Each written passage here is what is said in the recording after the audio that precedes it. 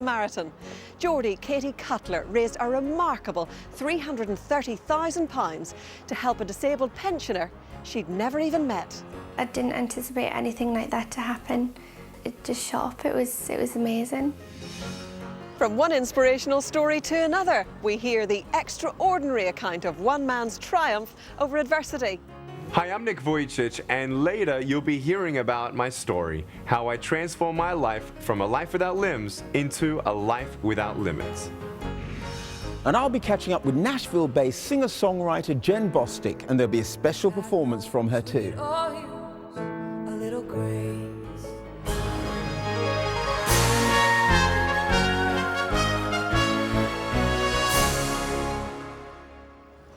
Just like the people on today's programme, our hymns are set to inspire you. And we begin with a classic from Charles Wesley from just up the road from here in Gosforth.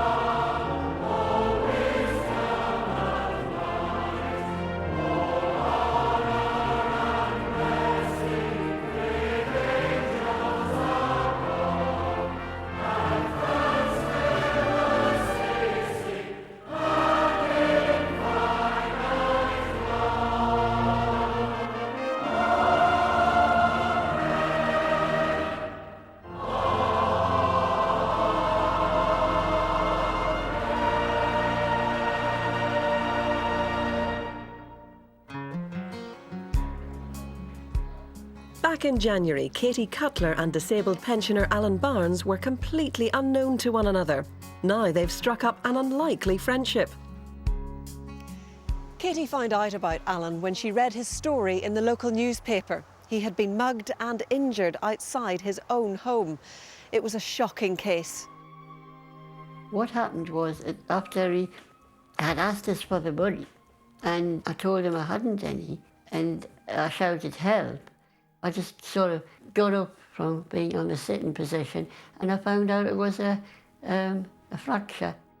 How did you find out about Alan's story, Katie? I read Alan's story online, and when I did, I was really upset that he'd been mugged and he was too scared to return home. So I do have a beauty business with quite a large clientele, so I thought I could easily raise around about £500. Katie set up an online giving site, which quickly escalated. It went up to £330,000. That's an enormous amount of money. And all the money coming out, you could look at it from another aspect. It's like the pouring out of the Holy Spirit. Every donation that we got, I would get an email and the people would say, like, donations from Australia, America, Yemen, Russia, literally all over, China, Hong Kong, Japan, literally all over the world. And the very first time you met each other was in front of all the cameras and reporters. I imagine that was quite strange. Well, when we first met, it was Alan's sister. Hello, nice to meet you. She gave us a hug. Are you all right? How pleased are you Katie came into your life? Yes, I'm pleased. She's just a kind person. Good. It's emotional. Yeah, it was. I just knew I wasn't going back to that house. I don't know why, whether it was God saying you have to move on to something else. Look at that light. Yeah. That's really nice. And move on he has. With the money, he's been able to buy a terraced house just round the corner from where he used to live. And he welcomed in the local news reporter to proudly show off his new home. Electric fire, cupboard there, cupboard there. It was a bit like a dream, really. It was just something I thought happened for people who were famous or, important, like the royal family. All I had was a fractured bone, and I thought, well, that'll heal eventually. Alan's now been introduced to all Katie's family, including her daughter Grace and her mum. Katie's always wanted to help people from a very young age. I think faith has a lot to do with it. Katie wants to try and save everybody, but we know that she can't do that. But she'll try her best to help as many people as she can. I'm constantly being asked for help of people for all different reasons.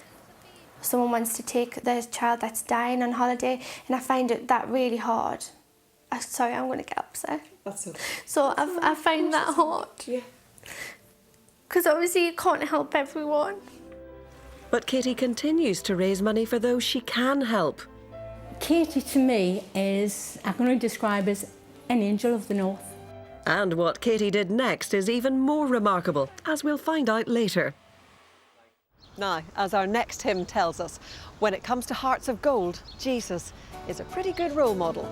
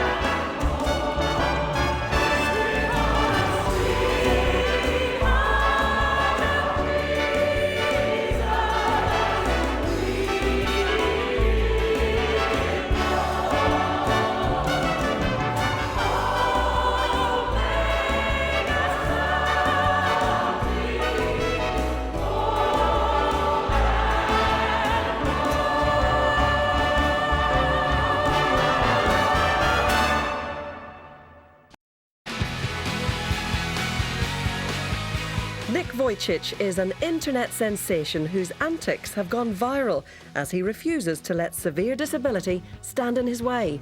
They call it phocomelia, which means a baby being born without limbs with no medical reason. It was quite a tragedy and a shock to my parents. My doctors told them that I would not walk, that I would not go to school. And my mum and dad, being very strong believers in Jesus, saw me as obviously their little boy, but still a gift of God, just differently packaged.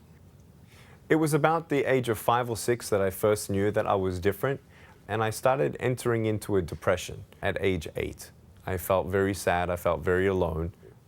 I prayed to God. I prayed that He would give me arms and legs, and He didn't respond. And in His lack of response, in the way that I thought He should have responded, I started believing He didn't love me. I started believing that He didn't exist. And maybe I was just born into misery. Nick got so depressed that he considered committing suicide at the age of 10.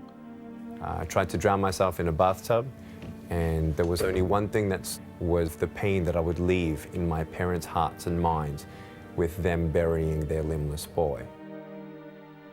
But then my confidence started growing. My maturity started expanding. In understanding I have a choice, either to be angry for what I do not have or be thankful for what I do have. But what really struck me the most was when I was 15 years old, when my life changed forever. I read John chapter 9, a man was born blind, and no one knew why he was born that way. And I'm like, oh, I can relate to that. And Jesus said it was done so that the works of God would be revealed through him. And I thought, wow, if Jesus had a plan for a blind man, then He has a plan for me.